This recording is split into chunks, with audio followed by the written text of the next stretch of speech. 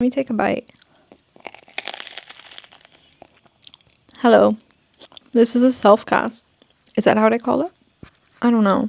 If we haven't met each other before, my name is Sabo. And if we have met before, hi again. I was actually planning to journal my little planner, but you know those times where you just don't want to write down shit. So I decided, why not turn on my camera and make a little video. We're in the midst of a very fun retrograde. Also, happy Virgo season, everyone.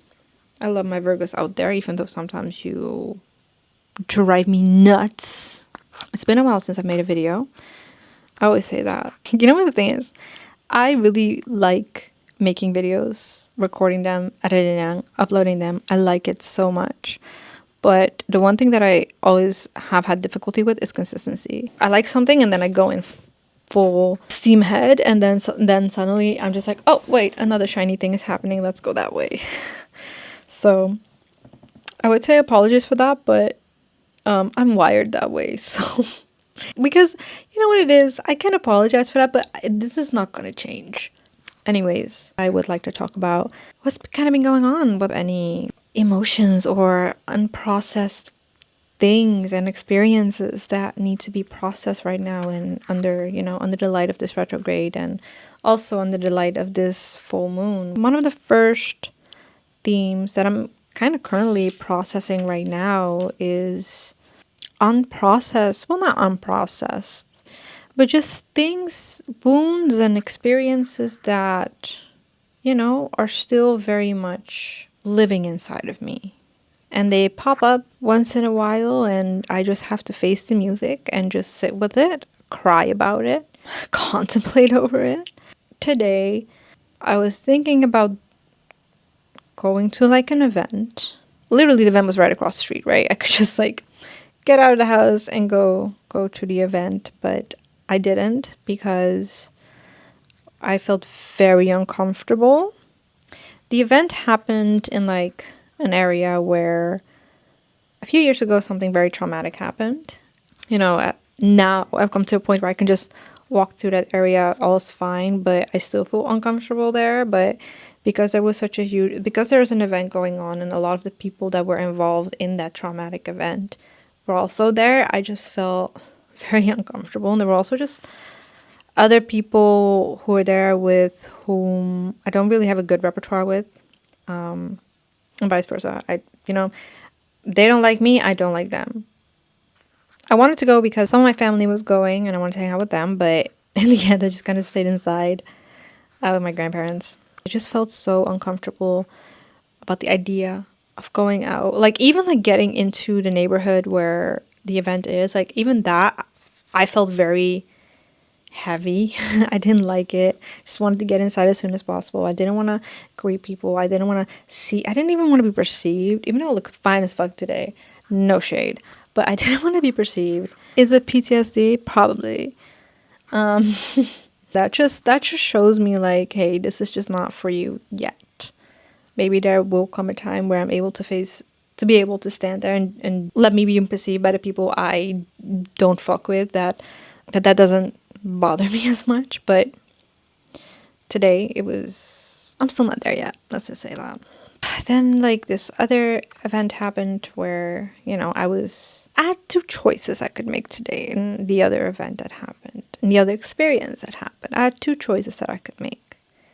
I could make small talk, or I just mind my own business, and that's the one I chose. And at this point, I know that what I did was right for me, and at the same time, I still feel conflicted about it.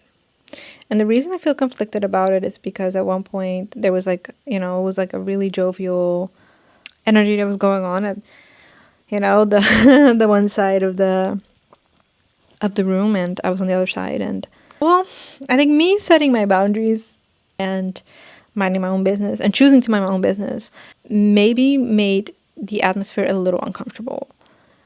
And that's why I still think that's why I'm still kind of conflicting on whether or not I did the right thing. Someone actually came up to me and was like, oh, you're not doing all that. And I was like, no, I'm not. Because for me, I don't feel that it's right for me to participate when I know things aren't right and things aren't made right, and then when I know that things aren't being spoken about. In like brief context, I don't want to go into it too much because I'm kind of careful with what I'm saying, right? A few years ago, something happened. Conversations needed to be had. Conversations weren't had with each other. And I initiated a conversation and I got shut down in a very nasty way. And yeah, I wasn't treated right. And it still feels very hard to say that because I've been so used to appease the other party. I've been so used to just like go along with the other party that even right now, it's still a hard thing to wrap my mind around that. That I wasn't being treated fairly, right? That I was being treated, not, I wasn't treated correctly. A lot of the emotions kind of rose up again, which shows me like, hey, I'm still hurt. And that's something like on and off throughout the years, I was like, no, I'm fine, I can do this. And then other times I'm like crying about it.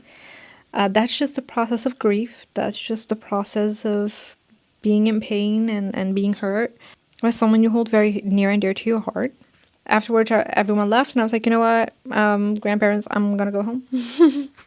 My brother was at home, so I was like, I'm gonna go home, I'm gonna hang out with my brother. So that's what I did. My brother left. My mom is downstairs chilling, and I'm here upstairs trying to process just a lot of the things that were happening today. And I think I just I just really, and this is really hard for me, but I just really need to face the facts and that face the fact that I'm just still hurt and that this hurt isn't going to go away anytime soon. And it doesn't matter how many times I write about it. It doesn't matter how many times I sit and think about it. It doesn't matter how many times I go to therapy about it. I will still be hurt about what happened. And that's just it. And that is okay. It's okay to admit to that. And it's okay that there it's not gonna go away, right? And it might never go away, depending on, what the future holds for me. Thinking about, well, would I be okay if it was never addressed?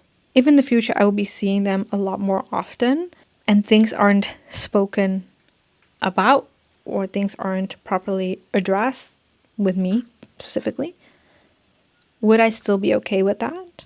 And how will I navigate that for in the future? Because I don't know what's going to happen.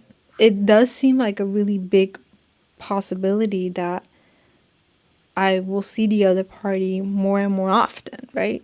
There is a huge possibility with the way things are going right now. How will I navigate that? Will I then just always mind my business? But that also means that I will be sitting alone. That also means that I will not be sitting at the table, even though there's a seat for me. I think that's kind of something that's just hard to think about, right? Setting your boundaries, just how hard that can be. But also having to think about like how that's gonna look in the future when situations like this arise again. I can't I can't be playing okay when I know things are not okay. Like, you really need to be your own cheerleader. It's a lot that you have to juggle around because at the end of the day, like, well, not the, at the end of the day, like, this specific situation happened with me. So, like, there's only I that has to think about this. Only I that has, like, consider all these possibilities because it's only affecting me, right? It's kind of hard to juggle all these positions when, like, for example, today all I want to be is hurt, right? And then I also just have to think, oh no, I have to, be my own therapist. I'll have to like journal this shit out and face the music. I also have to soothe myself. Like, hey, it's gonna be okay, or like, hey, it's okay to feel this way. It's pretty lonely. It's pretty heavy, and I'm just trying to figure it out. Just trying to really figure it out. It's like trying to do the tango with myself and finding a steady rhythm. Even though I've never learned how to do a tango, and, you know, I'm not really good in dancing on heels, you know? I'm trying to figure out how to regulate better for me, you know, and oftentimes that is journaling or talking about it in video form or in voice memo or whatever it is. But regulation has just been something that's been on my mind lately a lot. Yeah, I'm still sad. I'm still hurt. And there's still a part of me that's like, oh, just like get over it. Take the easy route, right? But I don't want that anymore. For my own well-being, I cannot allow that anymore. Because I remember after that happened, it went so not good with me. I was spiraling downwards and downwards and downwards. And it's actually been since like 2 years that I've been able to allow joy into my life, to allow for healthier friendships, and also those friendships are also learning me about healthier boundaries. Honestly, I'm now at a place where I do believe I'm the happiest I've ever been. I do believe I'm also the most secure and confident that I've ever been.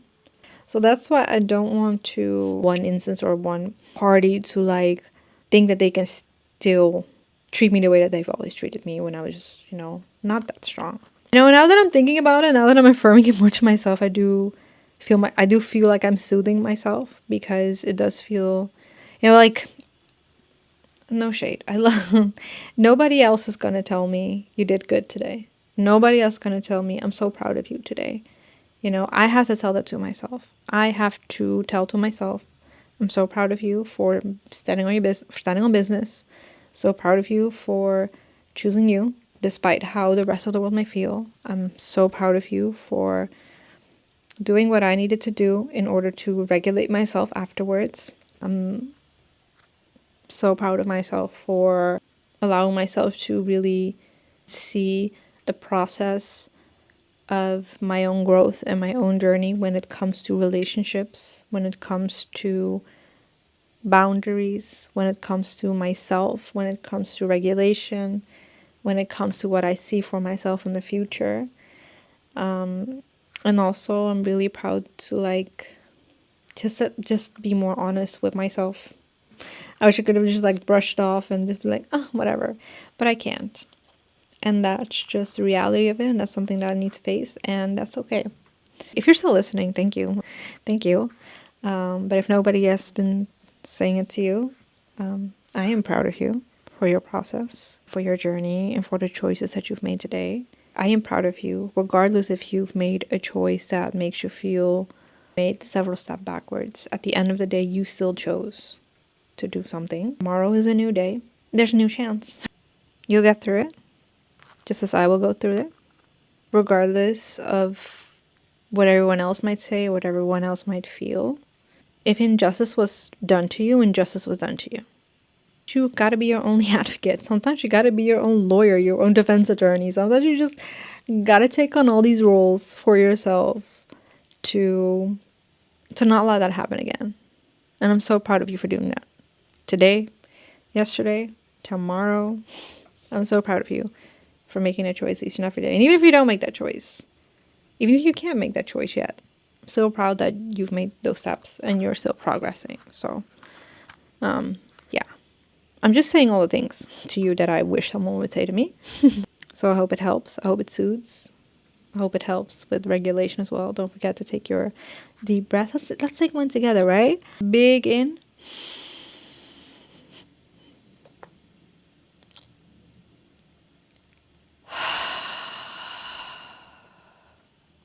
Another one.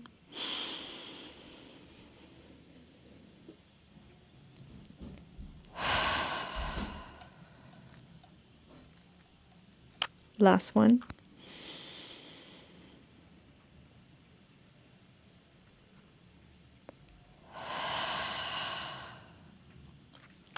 Thank you so much for listening if you're still here. Maybe I'll see you in the next one. Maybe not.